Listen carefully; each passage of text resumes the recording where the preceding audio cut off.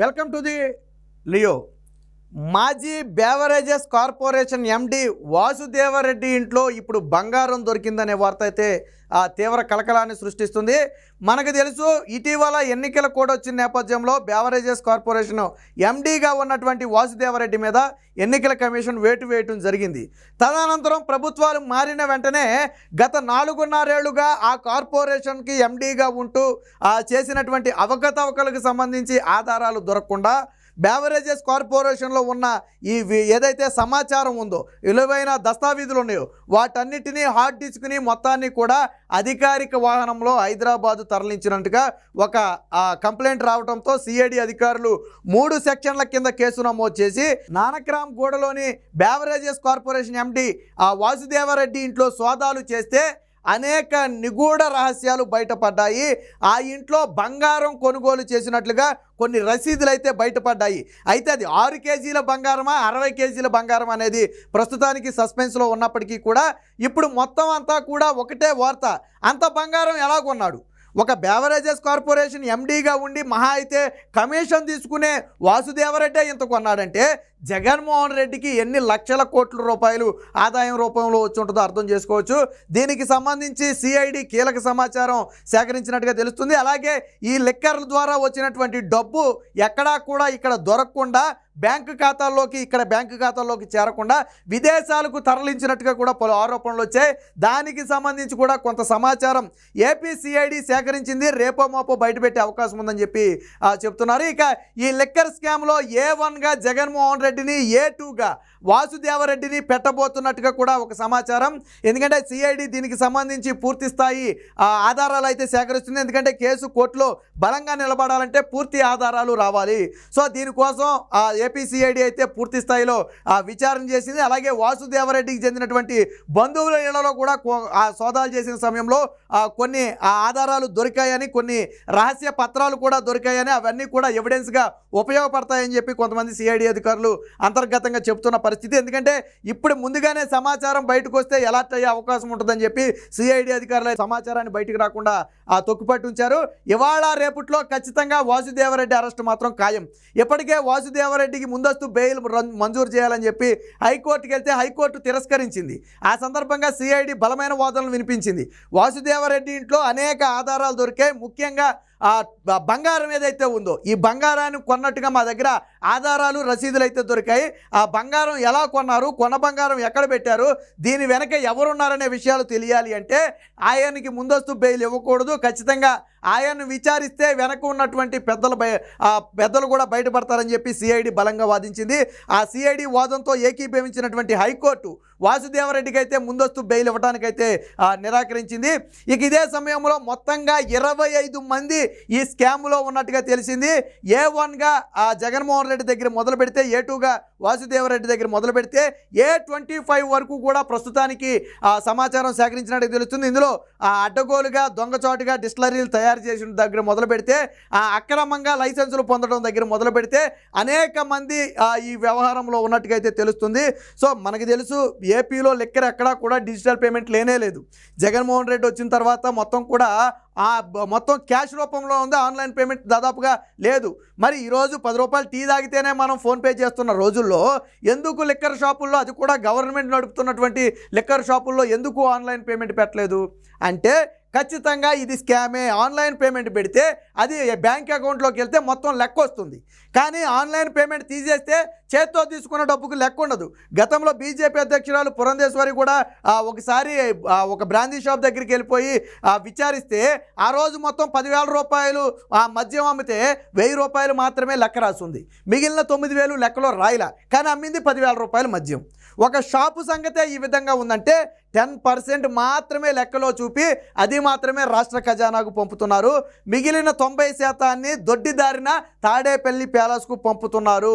So దీని మీద కూపీలాగినటువంటి AP CID Jaganmohan రెడ్డికి అయితే ఉచ్చు బిగించడానికి సిద్ధమైంది. ఇక ఇదే ఉచ్చులో A2గా ఉన్నటువంటి వాసుదేవరెడ్డి కూడా ఎట్టి పరిస్థితుల్లో తప్పించుకునే అవకాశం కనపట్లేదు. మొత్తంగా 25 మందిని ఒకేసారి అదుపులోకి తీసుకోవాలని చెప్పి ఏపీ సిఐడి కూడా ప్లాన్ చేస్తున్నట్టు తెలుస్తుంది. లీగల్గా ఎటువంటి ఇబ్బందులు లేకుండా ముందుగానే అన్ని పగడ్బందీ చర్యలు తీసుకుని అందరి మీద సరైన ఆధారాలు సేకరించిన తరువాత అప్పుడు అరెస్టు చేస్తే ఆ అదుపులోకి తీసుకుని విచారించడానికి అవకాశం ఉంటుందని తెలుస్తుంది. ఒకవేళ ఈ లిక్కర్ స్కామ్కు సంబంధించి గన సిఐడి బలమైన ఆధారాలు గన చూపగలిగితే బెయిల్ రావడానికే మినిమం 2 ఏళ్ల సమయం పడుతుందట. మినిమం బెయిల్ రావడానికే 2 ఏళ్ల సమయం పడుతుంది. సో అలాంటి సెక్షన్లు ఉంటాయి అందులో. అంటే ఎక్సైజ్ పాలసీని ఏదైతే ఉందో దాన్ని మొత్తాన్ని కూడా బైపాస్ చేసి వీళ్ళు సొంతగా ఒక పాలసీని క్రియేట్ చేసుకుని ఆ పాలసీ ద్వారా మద్యాన్ని తీసుకొచ్చారు. దేశంలో ఎక్కడా లేని మద్యం బ్రాండ్లు ఆంధ్రప్రదేశ్లో మాత్రమే ఉంటాయి. ఎందుకంటే ఇవన్నీ లోకల్గా తయారయ్యాయి. మీకు తెలుసో లేదో మీ ఇళ్ల పక్కనే తయారు చేస్తారు. బహుశా అది కూడా గమనించండి. చిన్న చిన్న గల్లీల్లో తయారు చేసి ఈ మద్యాన్ని షాపుల్లో పెట్టేస్తున్నారు.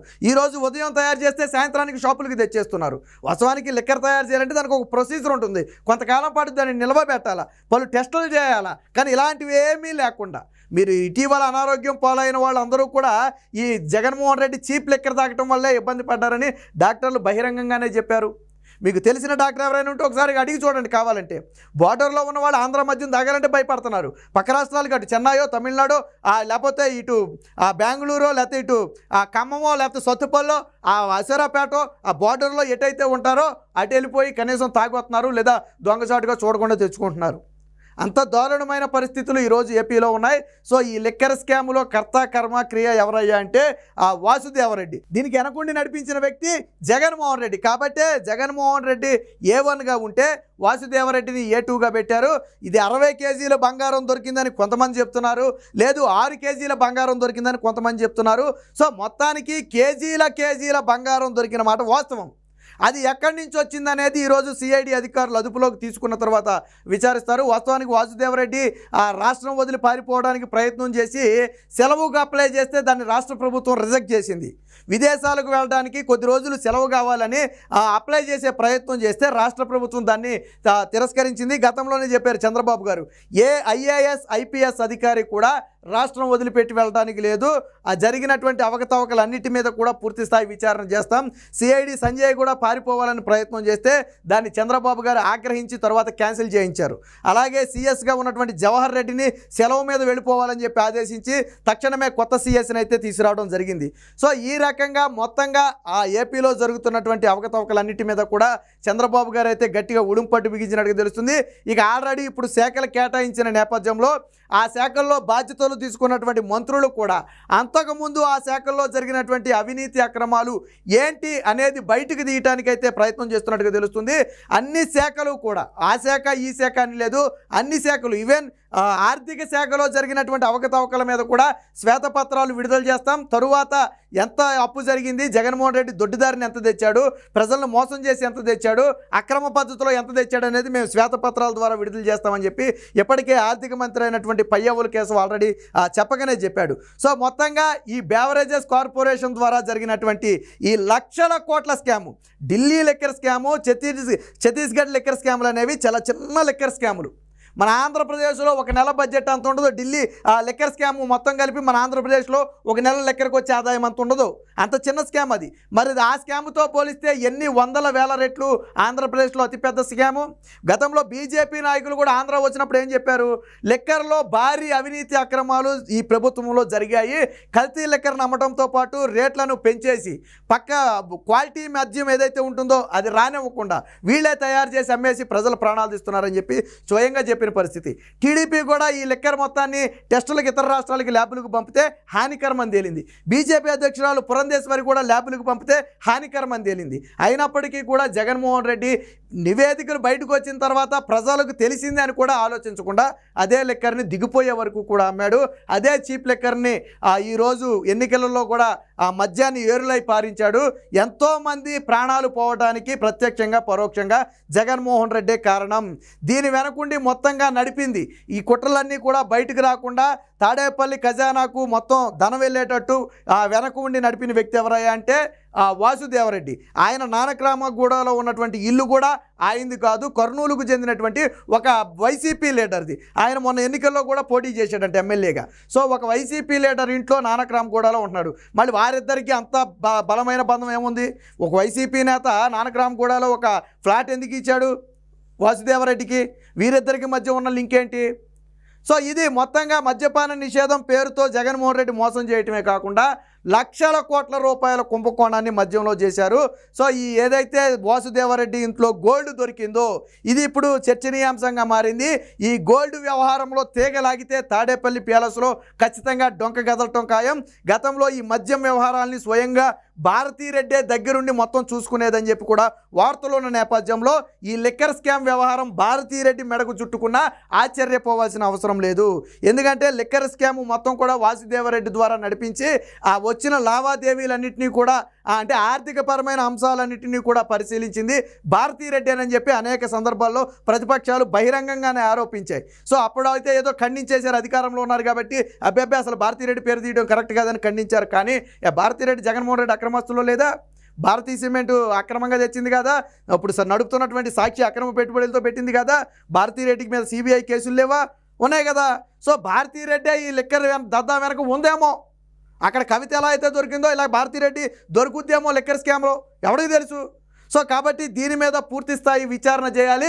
జగన్మోహన్ రెడ్డి భారతీరెడ్డిల పాత్రతో పాటు వాసుదేవరెడ్డి పాత్ర కూడా బయట పెట్టాలి. ఖచ్చితంగా ఎవరైతే ఈ లిక్కర్ స్కామ్లో సంబంధం ఉందో వారందరి మీద కూడా కఠిన చర్యలు తీసుకోవాలని చెప్పి ఇప్పుడు ప్రజలందరూ కూడా కోరుకునే పరిస్థితి.